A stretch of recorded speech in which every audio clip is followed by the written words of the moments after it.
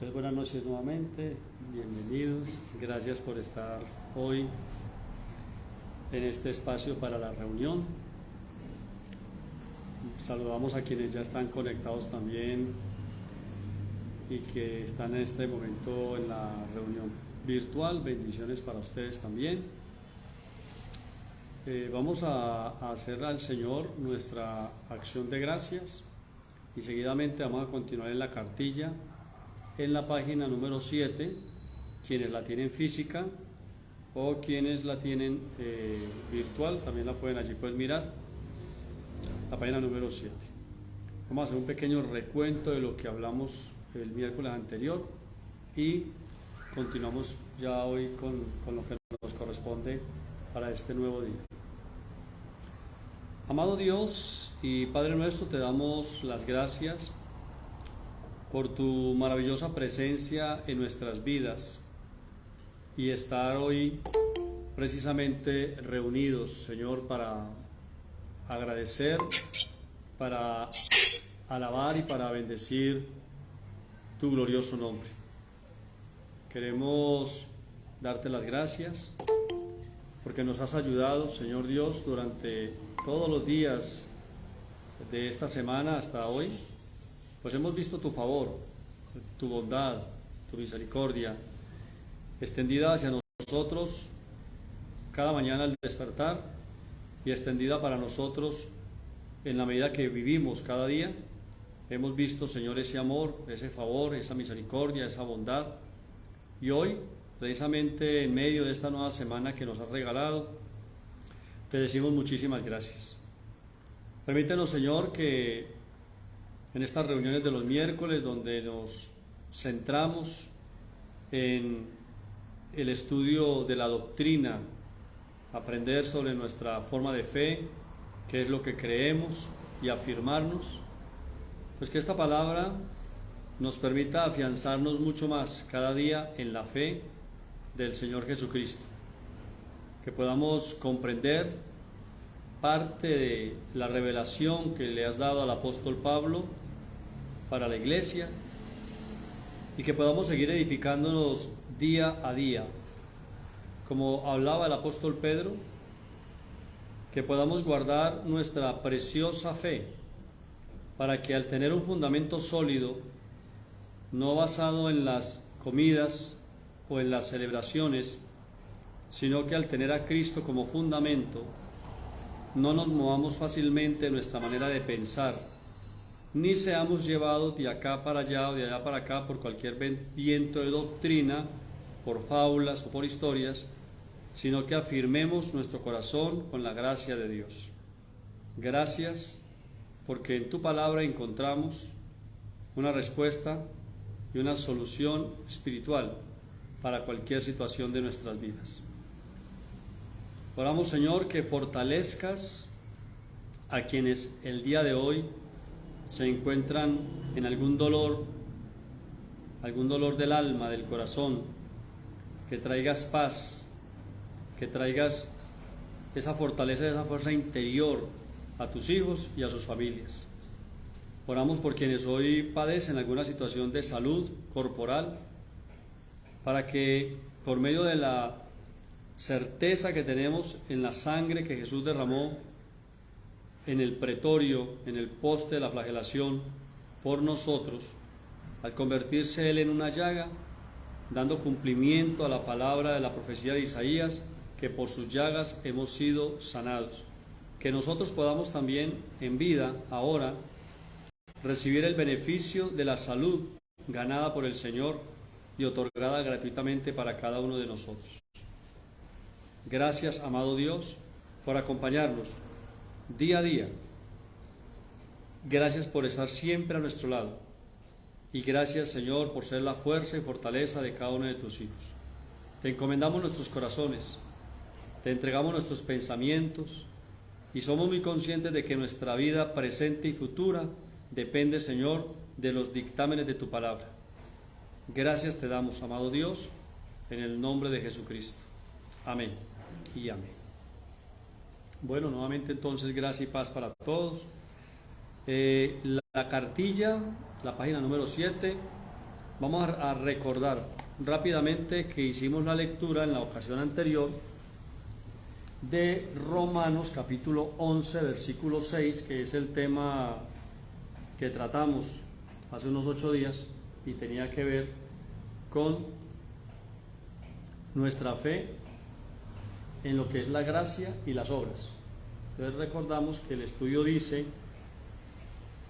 que por cuanto es por gracia, no se puede tomar ningún beneficio que Dios nos dé como un pago o como un merecimiento a causa de lo que nosotros hemos hecho. Porque si esa fuera la posición, entonces lo que recibimos de Dios no lo recibimos gratuitamente. Entonces ya no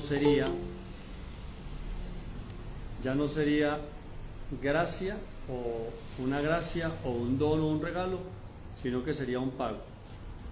Y si es por obras, entonces no es un regalo. Y si es un regalo, no se puede tomar nada como un pago, como tal. Entonces nosotros de Dios lo hemos recibido todo por gracia. Romanos capítulo 5, versículo 2, por favor. Dice: por quien también tenemos entrada por la fe a esta gracia, en la cual estamos firmes y nos gloriamos en la esperanza de la gloria de Dios. Por quien también tenemos entrada por la fe a esta gracia. Y está haciendo allí referencia a nuestro Señor Jesucristo. Es en Él y por medio de Él que nosotros tenemos entrada, por medio de la fe. ¿Y a dónde entramos? Entramos a la gracia de Dios.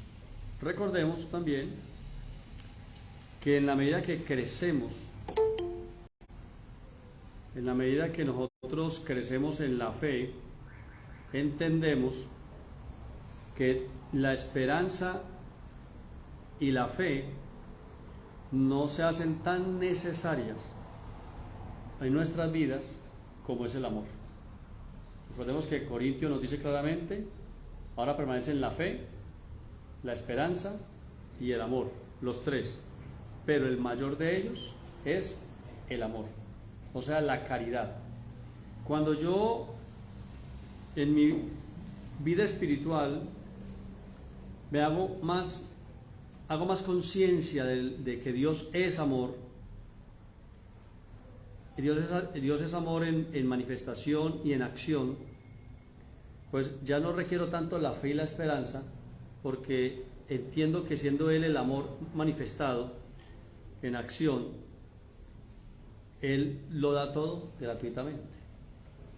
Entonces ya no tengo que entrar como en la espera, sino más bien entro en esa gracia o en esa gratitud también hacia Dios, al entender que si estamos en Él, en Cristo, en Él nosotros tenemos todas las cosas.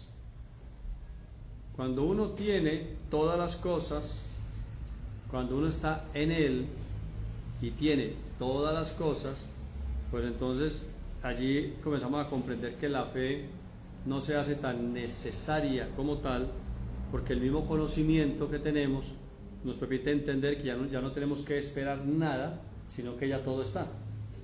¿Cierto? Entonces, al ya estar, entonces ahí es donde yo experimento esa gracia. Entonces, por eso dice que tenemos entrada por la fe a esta gracia, a este conocimiento, a este amor, a este favor de Dios, a este don de Dios. Y nosotros estamos firmes. Y no solamente estamos firmes, sino que nos gloriamos en la esperanza de la gloria de Dios, o nos gloriamos en la esperanza de Jesucristo, o en la manifestación de Jesucristo. Ahí hay otro aspecto importante para nosotros como iglesia. En la teología pues siempre hay diferentes ramas dentro de la teología. Entonces tenemos una rama dentro de la teología que enseña, por ejemplo, que va a haber un arrebatamiento en el futuro, y que cuando el Señor venga y se lleve la iglesia, va a haber una tribulación y que la iglesia no va a pasar por la tribulación. Hay otros que dicen que primero es la tribulación y que después el Señor se lleva la iglesia. Pero ambas líneas de pensamiento dicen que el Señor va a venir. Pablo dice acá que nosotros aguardamos la esperanza, la gloria de Dios o la manifestación de Jesucristo. Nosotros en la fe que tenemos también, basados en la misma Biblia, hemos entendido y aceptado también que el Señor no va a venir, porque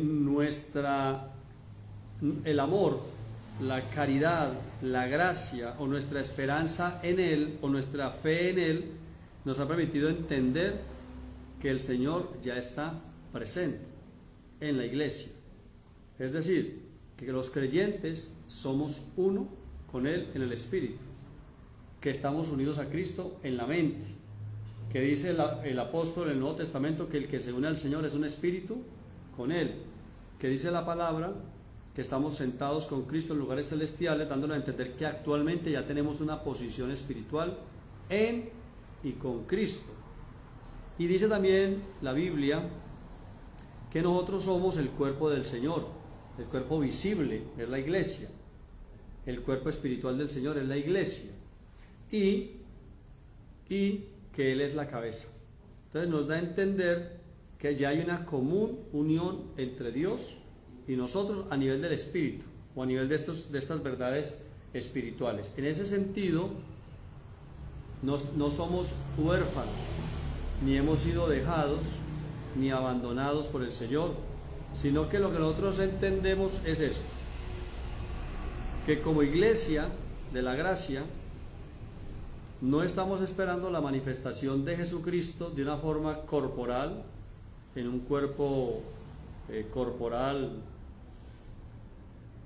en un cuerpo humano, viniendo a la tierra y entrando en el mundo a través de las nubes, con una cantidad de ángeles a su alrededor y llegando a algún lugar de la tierra, sea en el oriente por ser Israel la nación, el pueblo de Dios en cuanto a la historia bíblica, o llegando a América o a cualquier otra parte, sino que entendemos y creemos, también dentro del contexto bíblico, que el Señor en Hechos capítulo 1 se fue, después de que lo vieron más de 500 personas, pero que unos días después, cuando estaban todos reunidos, eso está en Hechos capítulo 2, en el aposento alto, 120 personas que estaban sentadas allí orando, entre las cuales recordemos que estaba María, la madre del Señor Jesús, que allí el Señor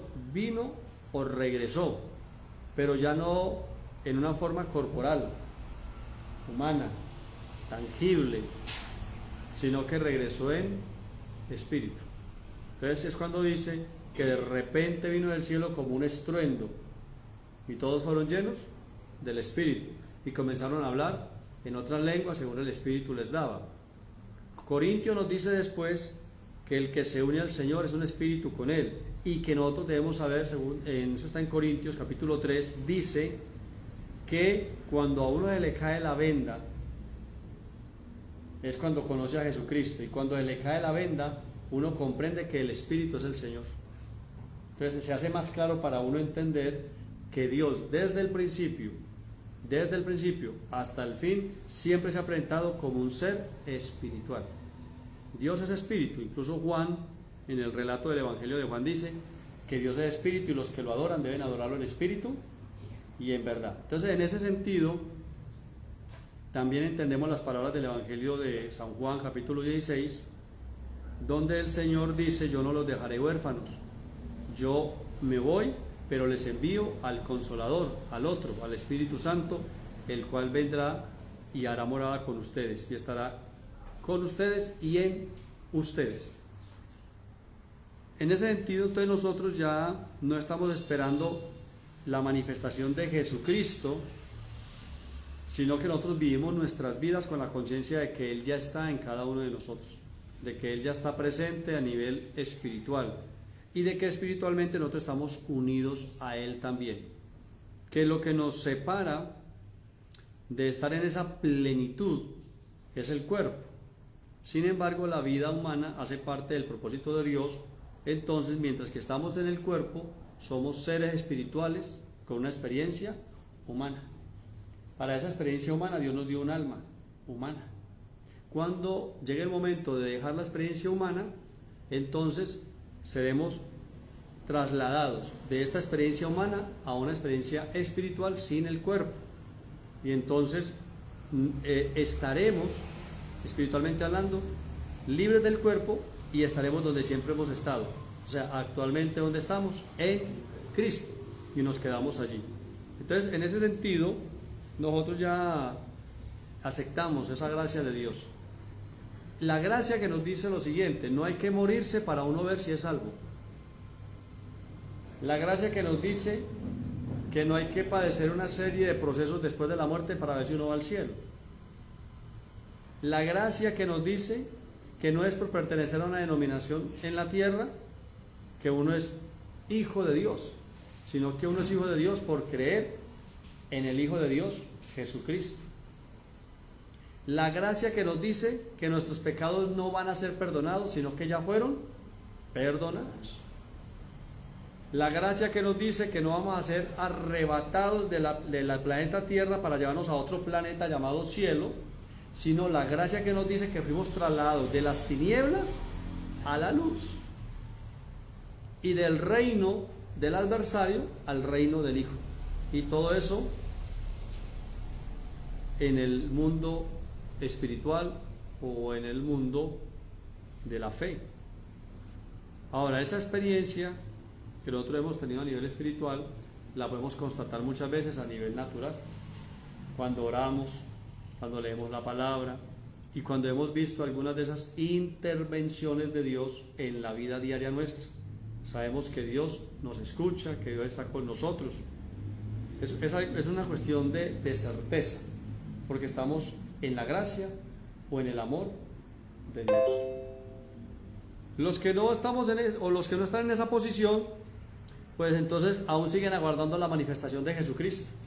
Y en ese sentido todavía tienen que esperar entonces que de pronto algún día el Señor venga y se los lleve antes de la tribulación, o pasar por la tribulación y después que se los lleve, y esperar también un tribunal, un juicio al final, y mirar a ver si de pronto sí son salvos o no son salvos. O sea, hay mucho por delante. La gracia nos dice, según Romanos capítulo 8, versículo 29, ustedes pueden buscarlo allí en casa o anotarlo, que a los que antes conoció, a estos también llamó. A los que llamó, los justificó. Y a los que justificó, los glorificó. Para que todos lleguemos a ser a la imagen de Cristo. Entonces ya, según Dios, ya todo lo hizo y todo está en pasado. Entonces es cuestión de aceptar la gracia de Dios, que Dios es el que pone las condiciones, y aceptar como Él dijo que eran las cosas, o mantenernos en nuestras creencias particulares, seguir tratando de que nos manden en algún lugar a sufrir. Mientras que la gracia nos permite a nosotros los días de nuestra vida vivirlos en fe, en esa seguridad del amor, sabiendo que ya somos salvos. No que vamos a ser salvos, sino que ya somos salvos. Que es lo que básicamente cada creyente le enseña, porque le dice: el que cree en el Señor con el corazón y lo confiesa con la boca, ¿qué es? Salvo. Nunca le dicen a uno: crea con el corazón, confiese con la boca y de pronto, si no cree, usted ya es salvo. Entonces esa es la gracia de Dios. Recuerden también que la gracia pues nos trae una prosperidad integral. Es el conocimiento de Dios, que son las riquezas inescrutables del conocimiento de Dios. En ese sentido, la gracia nos trae prosperidad integral, en todo sentido. ¿Por qué? Por ejemplo, a nivel material o económico, la gracia nos enseña que Dios es el dueño del oro y la plata, que Dios nos quiere ver bien. O sea que al menos si nosotros no estamos enfocados en hacer dinero, o no conseguimos mucho dinero, no tiene que ver con un asunto de doctrina que nos digan es que el dinero es del diablo o la plata es mala, sino que ya es una cuestión de pronto de mentalidad, otra cuestión es de acciones o relación con el dinero, otra cuestión son el hecho de estar en ciertos lugares donde de pronto hay crisis o necesidades, pero no tiene nada que ver con Dios. O sea, uno puede, si esa fuera la única intención, prosperar, si se dedica únicamente a hacer dinero. La gracia nos trae prosperidad porque en vida nos permite disfrutar también de las riquezas espirituales y nos permite también entender que ya todo está hecho. Yo no tengo que aquí pagar el precio de nada. De pronto para los hombres sí, tengo que pagar el precio a veces, pero para Dios no, porque ya todo fue cancelado en la cruz. Vamos a leer lo que dice Filipenses capítulo 3, versículo 1 al 3, por favor. Filipenses 3, 1 al 3. Allí el apóstol Pablo, escribiendo a la iglesia de Filipenses, les dice que para él, como doctrina, para él no le es molesto escribirle a la iglesia sobre los mismos temas. Prácticamente lo que le estoy diciendo, a mí no me es molesto repetirles los temas a ustedes, no me es molesto recordarles, capítulo 3 del 1 al 3, no me es molesto recordarles, hablarles de las mismas cosas. Además les dice, es seguro para ustedes que yo los esté retroalimentando, hablando, ¿no? Pienso yo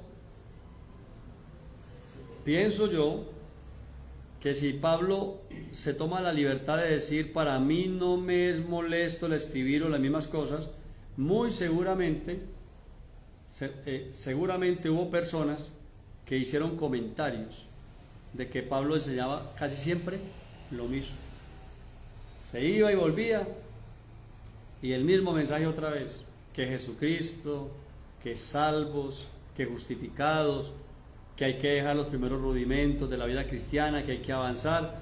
Entonces de pronto alguien dijo, hombre, este hombre no tiene mensaje nuevo, y Pablo dice, no, a mí no me es molesto y a ustedes les conviene que yo les vuelva a hablar de los mismos temas, porque es la forma en que nosotros, digamos, que sentamos bases y echamos raíces cuando hablamos o entendemos bien la doctrina.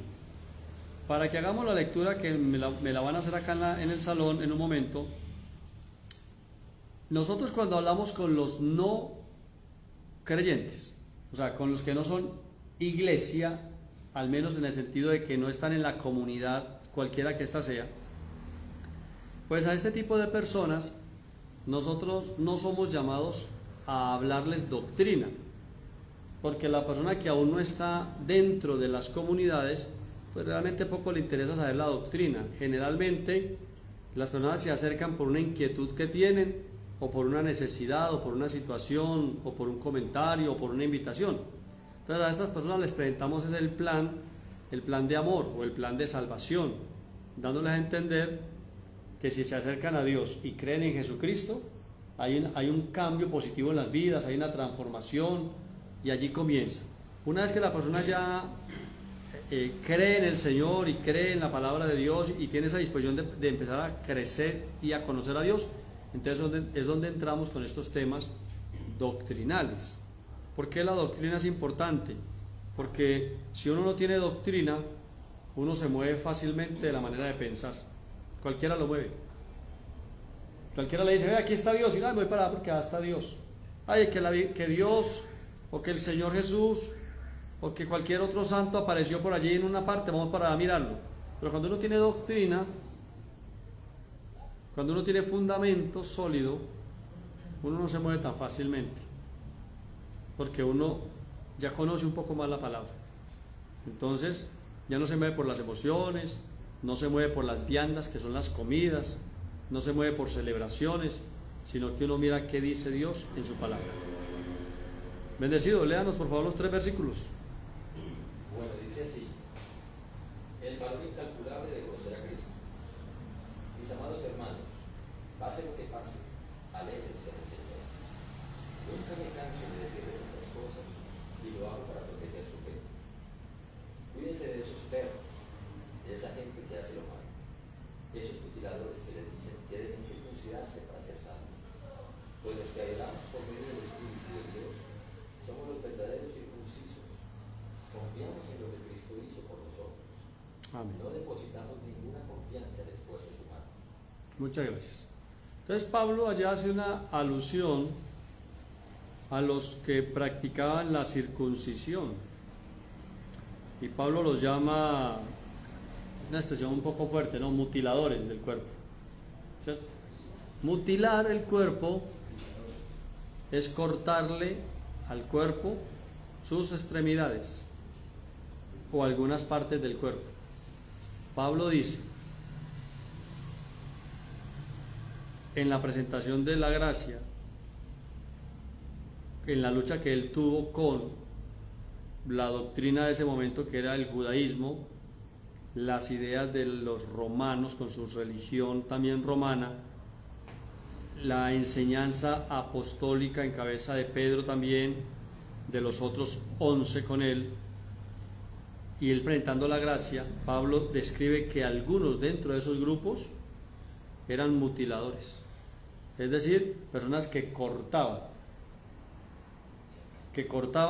pero ¿a quiénes cortaban? ¿Sí?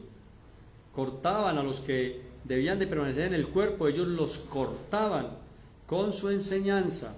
Mutiladores, gente de sacrificio, gente de ley, gente de juzgar, gente de condenar. Sin embargo, Pablo también dice, pero ya que hablamos de esos mutiladores, ya que hablamos de esas personas que no les importa hacerle daño al cuerpo del Señor por defender su ideología, su religión, su enseñanza, Pablo dice, hay que entender que nosotros, o sea, la iglesia del Señor, somos la verdadera circuncisión. Entonces, ahí entendemos que él está haciendo referencia a la doctrina del judaísmo con la intención de limpiar el cuerpo cortando el prepucio de los hombres, pero no quitaban el prepucio de la mente o del corazón. Entonces limpiaban el cuerpo pero no la conciencia. Entonces Pablo dice acá, nosotros sí somos la verdadera circuncisión, porque nosotros no estamos enfocados en la circuncisión del cuerpo o en cortar del cuerpo algo que puede llegar a contaminar el cuerpo, por así decirlo, sino que nosotros estamos enfocados en una circuncisión de la mente y del corazón, ya no con un pedernal, con un cuchillo de piedra que corta el sobrante en el hombre o el prepucio en el hombre, sino con el cuchillo de 2 filos que va cortando el sobrante ya de la conciencia o del corazón, y ese sobrante tiene que ver con el tema que venimos hablando, la misma circuncisión, las obras, el tratar de justificarse delante de Dios, el apoyarse en la religión como trampolín para ser salvo. Todo eso lo vamos cortando. ¿Con qué lo vamos cortando? Con la doctrina, con la enseñanza, porque cada vez que usted se expone a la enseñanza, usted va aprendiendo y dice, oiga, pero yo creía así, pero mira que la Biblia es muy clara. Claro, si por ejemplo dice Juan 3:16, dando un ejemplo, de tal manera amó Dios al mundo que ha dado a su Hijo unigénito para que todo aquel que en él cree no se pierda, mas tenga vida eterna. ¿Cómo es posible entonces que si yo recibo a Jesucristo, el Hijo de Dios, y ahí dice para que no me pierda y tenga ¿qué? Vida eterna, los mutiladores de la religión me digan después que existe una posibilidad muy alta de que yo me pierda y no tenga vida eterna? Entonces, esos mutiladores que en vez de unir la gente a Cristo, los quitan de Cristo, es a los que Pablo dice, nosotros somos la verdadera circuncisión, porque nosotros con la enseñanza, lo que damos enseñando a la gente es a que corte toda esa falsa doctrina, esa falsa enseñanza que se apoya en las obras, en el esfuerzo humano, y no en Cristo, y no en lo que el Señor hizo en la cruz por cada uno de nosotros. En ese sentido, él dice, a mí no me es molesto decirle las mismas cosas. y para uno es seguro, ¿no?, que lo estén repitiendo. Es mediante la repetición de estos años que ustedes, que yo, pues hemos ido creyendo, porque uno de tanto oír va comprendiendo, se va haciendo más clara la enseñanza, la va comprendiendo, y entonces ya cuando alguien viene y le dice a uno, venga, que el Señor me habló anoche en un sueño y me dijo que todos todos tenemos que ir a circuncidarnos, y no, espérate, que nosotros somos la circuncisión. La circuncisión del cuerpo nada tiene que ver con Dios. Era una señal en un pueblo, pero ahora Dios no está tratando solamente con ese pueblo, sino que Dios de ese pueblo y de los gentiles hizo un nuevo pueblo que se llama la iglesia. Y en ese nuevo pueblo Dios ya no mandó a las personas a circuncidarse en el cuerpo, sino a circuncidar el corazón. La gracia, esta es la cartilla para quienes la tienen en casa. La gracia no puede ir junto con las obras. La gracia no puede ir junto con las obras. Cuando usted lee la Biblia, si usted lee el Nuevo Testamento en el orden en que aparece en la Biblia, sobre todo en las versiones Reina Valera o las versiones protestantes, usted se va a encontrar que el libro de Santiago está al final del Nuevo Testamento, al final, y que las cartas del apóstol Pablo están antes.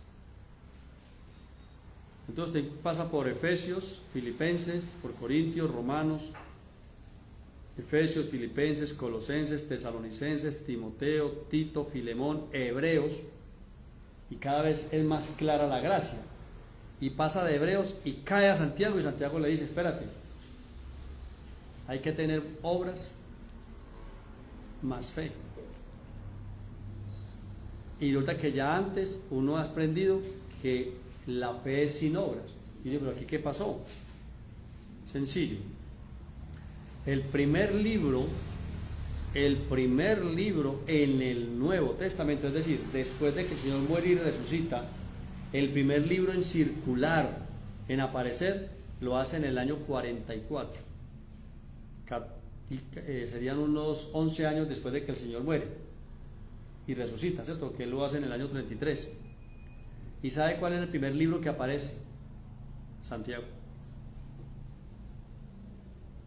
Ahora, cuando uno sabe eso y también lee el encabezado de Santiago que dice, salud, Santiago, a los judíos que están en la dispersión, salud, que está escribiéndolo no a los gentiles, no a la iglesia, sino a los judíos que habían sido esparcidos por la persecución. Entonces uno entiende por qué Santiago todavía maneja la doctrina o enseñanza de que la fe sin obras es muerta. Ya después viene la revelación de Jesucristo a Pablo el apóstol y le dice, no, Pablo, nada de obras, solamente la fe. Entonces no es que se contradigan, ¿cierto? Santiago escribe a los judíos dispersos, creyentes pero judíos, practicantes del judaísmo, que todo era por obras y obras y obras, y Pablo escribe a los gentiles que teníamos religión pero no nos apoyábamos tanto en las obras, y no religiones, ceremonias que hacíamos, y que no teníamos nada que ver con el judaísmo.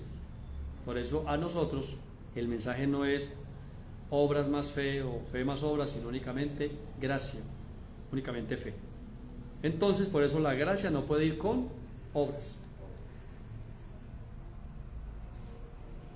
Es decir, no es gratis si hay que pagar. ¿Es claro así? ¿Es claro así?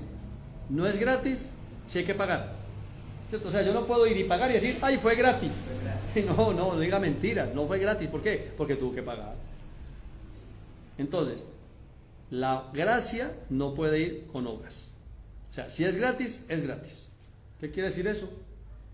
Que yo confío plenamente en lo que el Señor ya hizo y no me apoyo en ninguna obra mía para intercambiar con Dios absolutamente nada. Diferente eso a lo que llamamos ya los seres humanos en las relaciones interpersonales, buenas obras, pero ya en relación a los seres humanos. Pero en relación a Dios,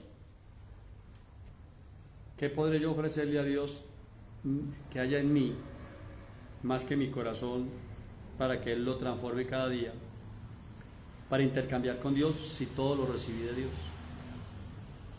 Entonces, que quede claro que el volver a casa, el tener la seguridad de ser salvos, el saber que somos hijos de Dios, el entender que participamos de un conocimiento espiritual, todo eso es gratuito, gratis, no se paga, gratuito, todo eso es gratis. O sea, a Dios no le pagamos nada.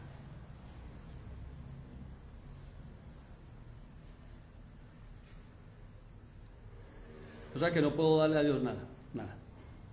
Ninguna obra humana puede comprarle nada a Dios.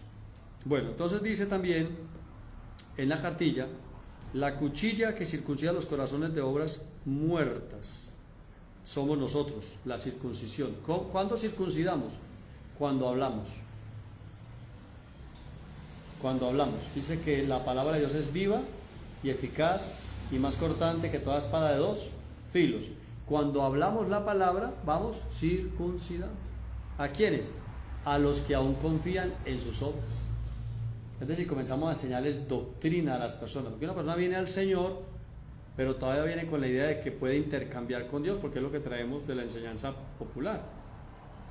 Es decir, lo único que verdaderamente es gratuito, totalmente gratuito, para nosotros, es el regalo de Dios. No fue gratuito para Dios, porque Él pagó un alto precio. Él pagó un alto precio al ser Jesús, al morir. Todo ese proceso pagó un alto precio, pero para nosotros totalmente gratuito. Romanos 3:21, por favor, busquémoslo en las Biblias, allí en casa, y los que están acá si les es posible también. Romanos capítulo 3, versículo 21.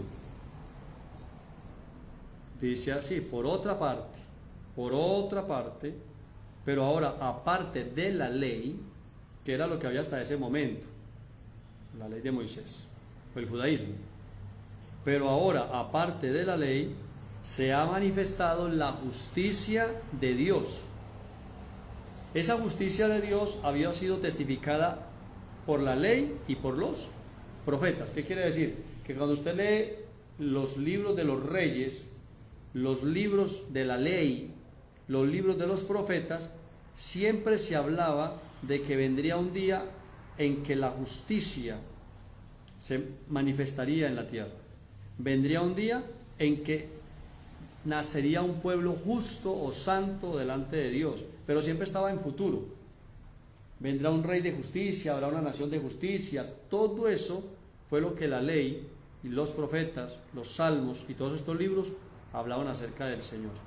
Cuando el Señor viene, Él es el cumplimiento de toda esa palabra, de todo ese Antiguo Testamento. Él es el cumplimiento de esa palabra. Entonces, hay ley y hay justicia de Dios. ¿Nosotros dónde nos vamos a ubicar? ¿Y dónde nos vamos a quedar? En toda la tradición religiosa que traemos, la estructura religiosa que tenemos, nuestras organizaciones religiosas humanas, o vamos a abrazar la justicia de Dios. Esa justicia de Dios se nos manifestó, o se nos dio, o se nos entregó en una persona maravillosa, Jesucristo. Ahora, aunque la respuesta consciente de todos nosotros sería no, yo recibo la justicia de Dios, amén. Tenemos unas consciente que en la práctica nos llevan en ocasiones a no abrazar la justicia de Dios, sino a nosotros mismos. La enseñanza bíblica que nos dice: confiemos y apoyémonos y descansemos totalmente en la justicia de Dios. Si alguien me pregunta, ¿usted es salvo? Sí, soy salvo. ¿A qué religión pertenece? No tengo religión. ¿A qué iglesia va? A ninguna iglesia. Si usted lo que quiere saber es dónde me congrego o dónde hago congregación, es en tal dirección. ¿Cómo se llama esa iglesia? No, la iglesia no tiene nombre. el salón donde nos reunimos, nos congregamos, tiene un nombre porque la ley lo exige. Pero nosotros somos miembros de la iglesia espiritual, que es el cuerpo del Señor en la tierra. Y de ese cuerpo no somos miembros solamente los que estamos en esta capilla que llama Vínculo Perfecto. Somos miembros de ese cuerpo todos los que en cualquier lugar invocan el nombre del Señor y creen en su corazón en el Señor y lo confiesan con sus labios. Esos son miembros de la iglesia. Yo comienzo a abrazar la justicia de Dios. Porque alguien me dice, vamos a hacer un tiempo de sacrificio para que el Señor nos escuche. Y yo soy la circuncisión y abrazo la justicia. Digo, no, es que Él ya pagó todo en la cruz. Él ya lo hizo. Yo no puedo hacer nada. Aún es más, tratar de hacer algo para ayudar a que Dios me dé algo es ofensivo. Porque con mi acción religiosa estoy diciendo que no fue suficiente el sacrificio del Señor. Y nosotros sabemos y hemos aceptado que fue más que suficiente el sacrificio del Señor. O sea, Dios aceptó el sacrificio del Señor. Entonces, ¿qué le podemos nosotros mejorar? Entonces, la invitación es a que ustedes abracen también la justicia de Dios, que es el Señor Jesucristo. Abracen la gracia. Descansen en el Señor siempre. ¿Qué es lo que suele ocurrir? Suele ocurrir en la iglesia algo que nos ocurre a nosotros también en Vínculo Perfecto. Por eso tengo pastores conocidos que, enseñando esta palabra, se quedaron sin capilla. Hoy en día están trabajando en cualquier otra cosa y cerraron las capillas, no están ejerciendo como pastores. Y tengo otros pastores conocidos que se regresaron a la ley nuevamente, porque la gracia se corre un riesgo.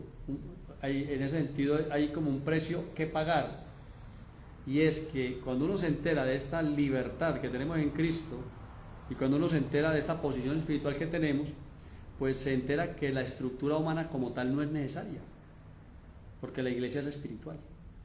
Entonces se corre el riesgo de quedarse sin miembros. Y la gente dice, no, pues que, o sea, yo ya sé quién soy, el Cristo, ¿cierto? Pero también hay que utilizar algo que se llama inteligencia espiritual, sabiduría espiritual, y pensar lo siguiente, recordar, ¿cómo me enteré yo de estas verdades? Por medio de una enseñanza.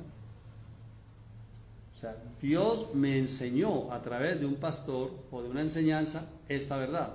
Ahora yo abrazo esta verdad. Para seguir profundizando en estas verdades y en otras que yo aún desconozco, pues debo al menos mantener en mí la intención de seguir siendo congregación, para poder seguir creciendo en el conocimiento. Es decir, espiritualmente no voy a mejorar, ustedes lo saben, yo puedo decirlo con toda libertad, porque así es como Dios los ve. Ustedes son santos, puros, perfectos y sin mancha. A ustedes no les puede mejorar nada en el espíritu. La única parte donde vamos a mejorar, continuamente es en la parte de nuestra alma. Y ahí sí, para mejorar en la parte de nuestra alma, pues ahí sí se hace necesario entonces congregarse. ¿Por qué? Porque nuestra mente, nuestra alma, está habituada a una forma de pensamiento, a una forma de creencia que está basada precisamente no en la fe, no en la esperanza, no en el amor, no en la gracia, sino en las obras, en el comportamiento, en la conducta. Entonces, por eso, yo como pastor de Vínculo Perfecto, tengo la confianza en Dios de que, a pesar de que ustedes cada día comprendan más profundamente las verdades espirituales, aún así, usando la inteligencia espiritual que tienen y el razonamiento que Dios les ha dado, ustedes seguirán siendo congregación y se seguirán congregando.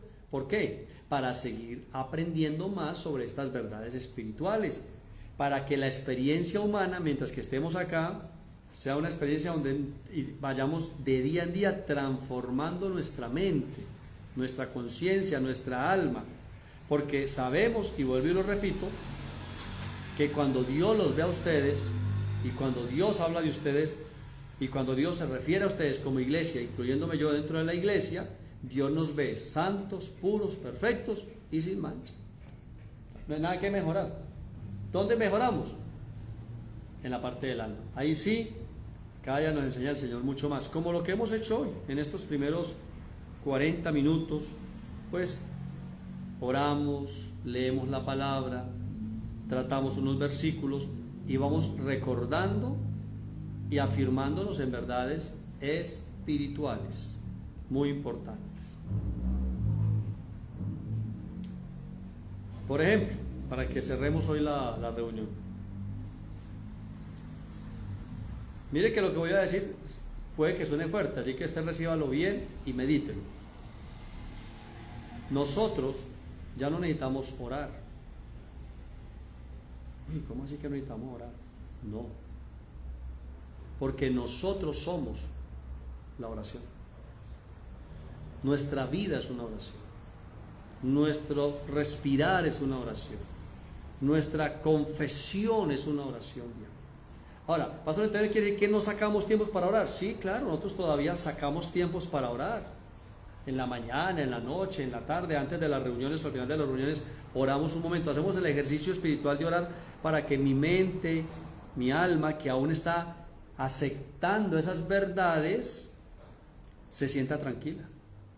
Porque mi alma me dice, usted no ha orado, usted no ha orado, usted no ha orado, usted no ha orado, usted no ha orado. Entonces, oye, voy a orar. Entonces le voy ayudando. Pero a la vez le estoy enseñando que como yo vivo delante de Dios las 24 horas, los 7 días de la semana, los 365 días del año, prácticamente no hay tema para yo hablar con Dios nuevo, porque Él me conoce, porque yo vivo con Él todo el tiempo. Él sabe. Él sabe cuántas veces yo en el día dije gracias a Dios. Bendito sea Dios. Él sabe qué respondí yo cuando me pasaron los exámenes médicos. Él sabe qué respondí yo cuando vi que la condición era favorable o desfavorable. Él sabe cuántas veces yo dije, Dios tiene el poder, Dios me abre puertas, cada día soy mejor con la ayuda de Dios. Él sabe cuántas veces leí la Biblia en el día. Él sabe cuántas veces pensé en Él. O sea, soy una oración constante. Pero para que mi mente siga, me deje dormir tranquilo, porque yo soy de los que me estoy quedando dormido y me despierto y me dice, no se ha despedido. Y no de la señora, sino que yo le digo, buenas noches, Espíritu Santo. Entonces digo, buenas noches, Espíritu Santo, hasta luego. O sea, mi mente humana todavía me dice, haga. Entonces yo le voy enseñando cada día, oye, no hay que hacer tanto, porque Él ya lo hizo todo. Nosotros estamos en la fiesta, es invitados para disfrutar. Entonces, por eso decimos que ya no hay que orar. En la iglesia el pastor Soto son anticristos porque ella dice que no hay que orar, hay que reprenderlo y hay que orar por el pastor que se descarrió. No, todavía oramos, sí, oramos. Incluso a veces hacemos oración media hora y luego hacemos media hora de estudio. Ustedes lo saben, ustedes han estado ahí. Pero lo que quiero elevar la conciencia de ustedes es invitarlos a esa posición espiritual donde ustedes saben que todo el día ustedes son conscientes, conscientes todo el tiempo de que ustedes siempre están delante del Señor. Entonces eso también lo lleva a uno pues a andar bien, a vivir bien, a tener buen comportamiento, porque uno no está diciendo, por la noche voy a ir a la iglesia a encontrarme con Dios. No, yo voy a ir a una capilla a hacer comunicación, pero yo soy la iglesia, usted es la iglesia, porque somos el cuerpo de Cristo, el cuerpo espiritual, que durante el día o en la semana estamos en todas partes. La iglesia está en todas partes y se congrega, hace congregación física en un determinado lugar, porque nos convocamos para eso, para estimularnos al amor, a las buenas obras.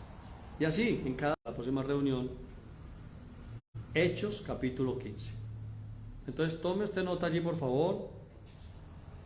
Yo voy a procurar hacerlo hoy mismo, una vez más. Espero que ustedes lo hagan hoy, mañana, pero háganlo esta semana. Lean Hechos 15, teniendo en cuenta de que ahora se ha manifestado la justicia de Dios, de la cual testificaron la ley y los profetas, y esa justicia de Dios es Jesucristo mismo, el Hijo de Dios. Nos vemos nuevamente en un próximo encuentro con la palabra y con el estudio del próximo día miércoles, invitándolos hoy sí para el próximo domingo a la escuela dominical, donde estamos hablando de la gratitud y donde estamos tratando un tema muy interesante, muy importante, que tiene que ver con la forma en que estamos pensando y sintiendo, con la programación de nuestro subconsciente para una manifestación de vida en Cristo de estas verdades espirituales. Ese tema lo estamos tratando los días domingo, con la gratitud.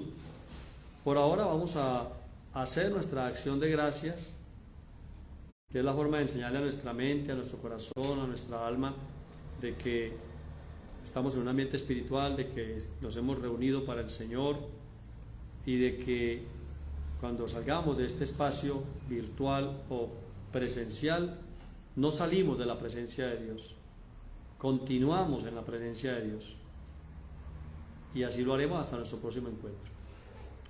Dios y Padre nuestro, muchísimas gracias por la verdad de lo que ahora somos en Cristo,